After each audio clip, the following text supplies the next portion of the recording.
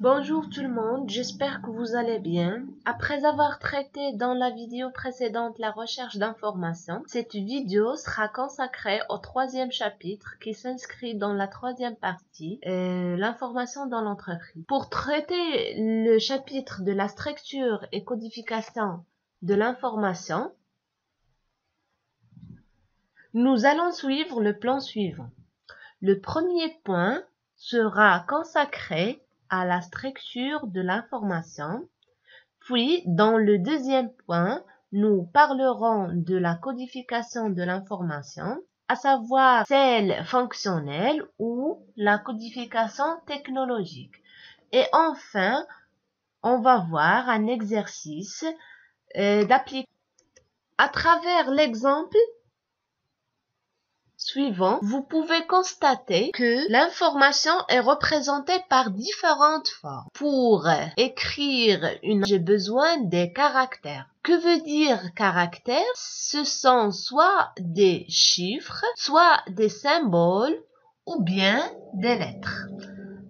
Alors, l'ensemble de ces caractères constitue les mots et l'ensemble des mots constitue des rubriques. Et en fin de compte, l'ensemble de ces rubriques constitue un article.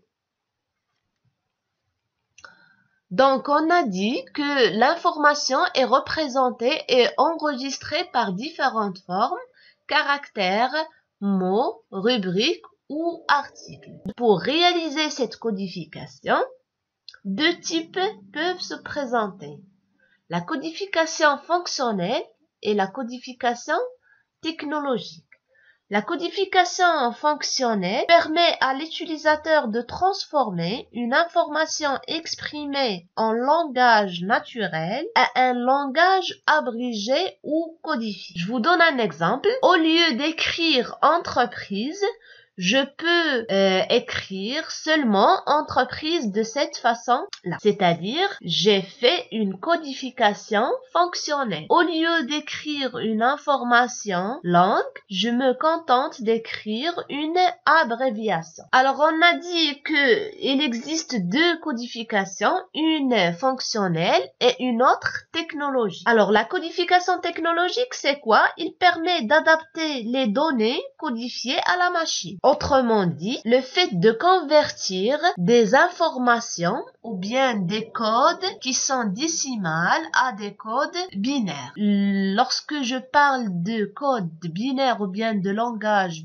binaire, c'est le codage. Ce sont un langage qui est adapté à la machine. Donc, pour codifier, on peut faire appel à plusieurs types de codes. La première catégorie des codes, ce sont les codes élémentaires qui sont établis ou bien élaborés à partir d'une seule propriété. Alors, le premier type de code, c'est le code séquentiel. Code séquentiel. Alors, que veut dire un code séquentiel? C'est un code qui est constitué d'une suite de numéros consécutifs. Autrement dit, ce sont des nombres qui se suivent, comme le cas de matricule.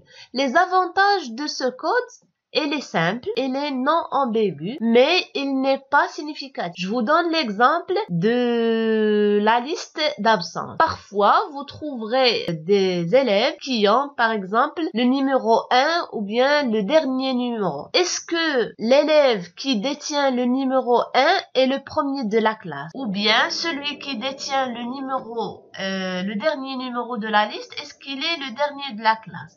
Donc, ces numéros sont donnés de façon aléatoire et ils n'ont pas de signification. On passe maintenant au deuxième type de code, le code descriptif ou bien significatif. Alors, c'est un code qui a une signification. Je vous donne un exemple. Votre mère veut t'offrir une chemise pour ton anniversaire. Quelle est la première chose qu'il doit connaître? Vous allez dire qu'il doit connaître votre taille, d'accord? Alors, la taille, c'est un code, d'accord? C'est un code. Alors, la taille, elle est peut-être être exprimé en lettres comme il peut être exprimé en chiffres. Par exemple, lorsque je vous dis S, la taille S ou bien la taille XL, alors c'est un code qui est significatif. Il signifie quelque chose pour vous. La même chose pour la taille 40, c'est un chiffre. Alors parmi les avantages de ce code, il est significatif et il est facile à mémoriser et à contrôler. Je peux facilement mémoriser taille 40, taille S et ainsi de suite. Le dernier code, c'est le code significatif mnémonique. Alors le code, c'est un code. Alors lorsque je vous dis dollar, la première chose qui vous vient en tête, c'est le signe ou bien le code de la monnaie. Alors il est mnémonique parce qu'il se mémorise facilement par l'utilisateur. Alors passons au deuxième type de code qui est le code ou bien qui sont les codes complexes qui se traduit par plusieurs propriétés. Le premier type de code, c'est le code juxtaposé. Alors le code juxtaposé, c'est un code qui est constitué par un ensemble de numéros ou bien des tranches indépendantes. On prend par exemple le code à barres. Nous avons ici un code à barres. Alors le code à barres, chaque chiffre a une signification. Alors par exemple, le premier chiffre signifie le payer. Les 5 chiffres après, ce sont les codes qui ont une relation avec le fabricant. Les 6 chiffres ont une relation avec le produit, la catégorie de produit. Alors, parmi les avantages de ce code, il est non ambigu et possibilité de contrôle et de statistiques.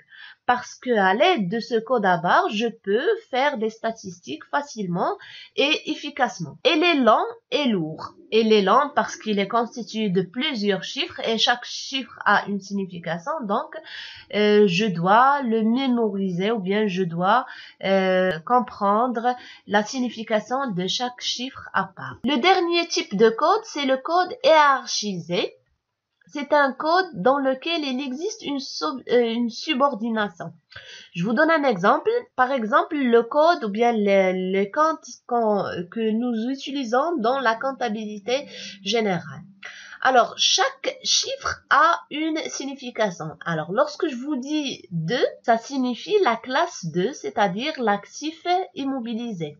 Lorsque je vous dis 2 et 1, ça signifie la rubrique, l'immobilisation en non-valeur.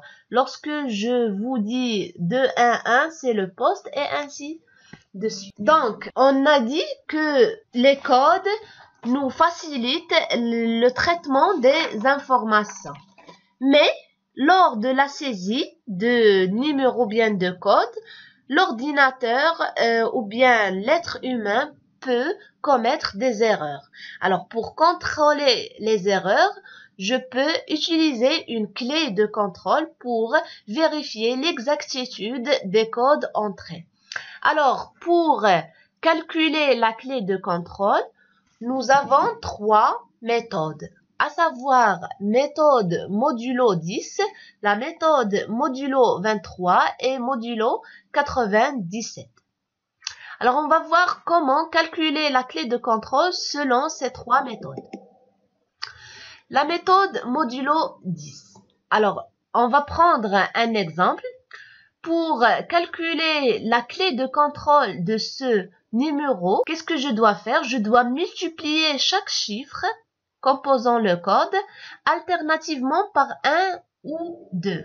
Alors, si le rang du code est impair, je le multiplie par 1. Et s'il est pair, je le multiplie par 2. Alors, qu'est-ce que je vais obtenir? Alors, le 4, je commence toujours de droite à gauche. Le 4, c'est le premier numéro et 1, c'est un numéro impair. Alors, 1 fois 4, ça donne 4. 2. Le numéro 1, c'est le deuxième numéro. Alors, 2, c'est un numéro qui est pair. Je dois le multiplier par 2 et ainsi de suite. Alors, je fais la multiplication des numéros et les résultats de ces multiplications sont additionnés et ils sont retranchés de la dizaine supérieure. Alors, la dizaine supérieure de 13, c'est 20. La dizaine supérieure, par exemple, de 3 est 10. La dizaine supérieure de 23 est 30, et ainsi de suite. Donc, pour obtenir la clé de contrôle, je soustrais 20 de 13 pour avoir 7. 7, c'est la clé de contrôle. Pour trouver la clé de contrôle de ce code, selon la méthode 23, on doit diviser le code par 23. Bien évidemment, ne devons pas avoir des chiffres avec la virgule, nous retenons seulement les décimales. Le reste de la division correspond à une lettre qui est la clé de contrôle. Alors, selon cette méthode, la clé de contrôle est une lettre et non pas un chiffre. Mais vous devez noter que vous devez prendre en considération qu'on élimine 3 lettres qui sont I, O et S pour éviter la confusion avec 1, 0 et 5 parce qu'ils s'écrivent de la même manière. Alors, dans notre cas, nous avons trouvé 14. Alors, 14, c'est le reste de la division, bien évidemment. Alors, pour trouver le code ou bien la clé de contrôle, 14 correspond à Quilon dans cette liste-là. Alors, la clé de contrôle est Quilon. Passons maintenant à la troisième méthode de calcul de la clé de contrôle. La méthode modulo 90. Alors, dans cette méthode, comment je calcule la clé de contrôle? Je divise sur 97. Le reste de la division est soustrait de 97. C'est-à-dire, le reste de ma division est 83. Je soustrais 97 de 83 et le résultat constitue la clé de contrôle selon cette méthode. Passons maintenant pour parler de la codification technologique. Alors, nous avons dit que la codification technologique, c'est d'adapter des codes à la machine. Et comme vous le savez, la machine travaille avec ou bien fonctionne avec un système qui est binaire. Pourquoi on l'appelle binaire? Ça vient de bi, c'est-à-dire binôme, c'est-à-dire 2. Seulement, il utilise 2 chiffres, le 1 et le 0.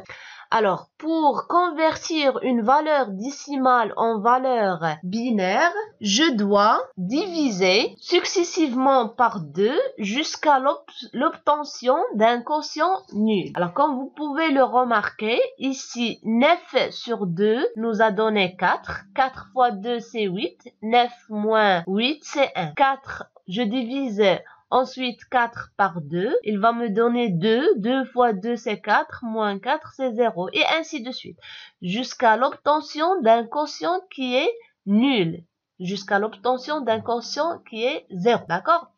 Alors, le système, maintenant j'ai trouvé le code binaire. 9 en code binaire ou bien en langage adapté à la machine, c'est 1, 0, 0 et 1.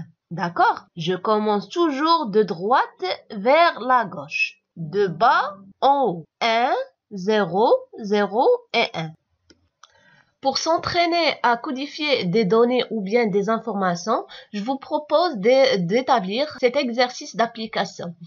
Alors, l'entreprise Ines envisage d'attribuer à chacun de ses salariés un code pour faciliter l'obtention des renseignements. Alors, notre code sera constitué de code sexe, le code de service et le code d'année d'entrée. Ce que je vous demande de faire, c'est de codifier les informations qui concernent les 2 salariés et de calculer la clé de contrôle selon les 2 méthodes, modulo 10 et modulo 23.